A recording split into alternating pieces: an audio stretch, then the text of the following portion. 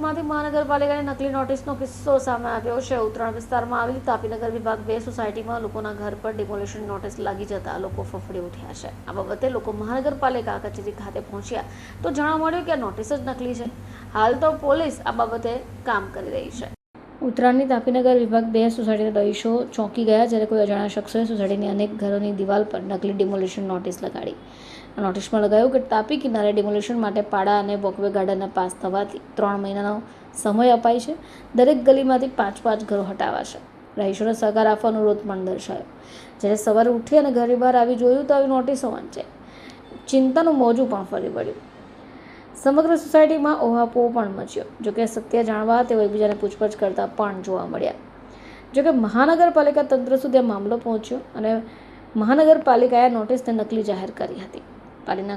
પાલિકાના અધિકારીઓએ સ્પષ્ટતા કરી કે સોસાયટીમાં કેટલાક ઘરો પર પાલિકાના નામ પર બોગસ નોટિસો લગાવાઈ છે।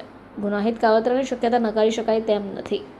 હાલ તો આ મામલે રહીશો પોલીસ પાસે પહોંચ્યા હતા અને ફરિયાદ પણ આપી હતી। હું બાબુસિંહ વિજયસિંહ રાજપૂત તાપીનગર વિભાગ 2 માં રહું છું। 30 વર્ષથી અમે લોકો અહીંયા રહીએ છીએ। અહીંયા રાતના કોઈ 2:30 વાગે આવી એક મ્યુનિસિપાલિટીની નોટિસ ચપકાડી ગયા છે।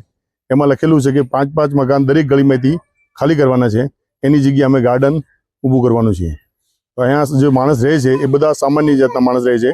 કોઈ મુઝમ્સ ખાતામાં કામ કરે, કોઈ જરીમાં કામ કરે, કોઈ બકાલું વેચે છે, કોઈ કડિયા કામ કરે છે। તો એવી રીતે આ લોકોના 11 બાય 20ના મકાનમાં રહે છે। આ લોકો કોઈ બિલ્ડરનું કાવતરું હોય, ગમે તેનું કોઈ કાવતરું હોય તો ભયનો મોલ ઊભો કરી દીધો છે ને અહીંયા ભય બહુ મોટું થઈ ગયું છે। તો અમે મ્યુનિસિપાલિટીને જાણ કરતા કે મ્યુનિસિપાલિટી આવી કહી ગયા કે અમારી કોઈ એવી નોટિસ મોકલાવી નથી, બરાબર, તમે પોલીસ ફરિયાદ કરો। પોલીસ ફરિયાદ મેં કીધી છે, સાહેબ અમારી ફરિયાદ લઈ લીધી છે, પણ સીસી કેમેરા જોઈ ને પછી આગળ કાર્યવાહી કરીશ, બરાબર।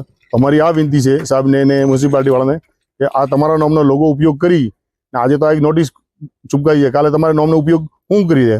મ્યુનિસિપાલિટી આ ઇસમને ખિલાફ સખત ને સખત પગલાં લેવા જોઈએ, બરાબર। બીજી વાત કે એવી બીજી વાર કોઈ નહીં કરે ને અમારે કાંકરી ચાળો ને આ લોકો ગરીબ લોકોને મહેલ ઊભો ભયનો મોલ ઊભો નહીં કરે, એની ખાસ વિનંતી છે।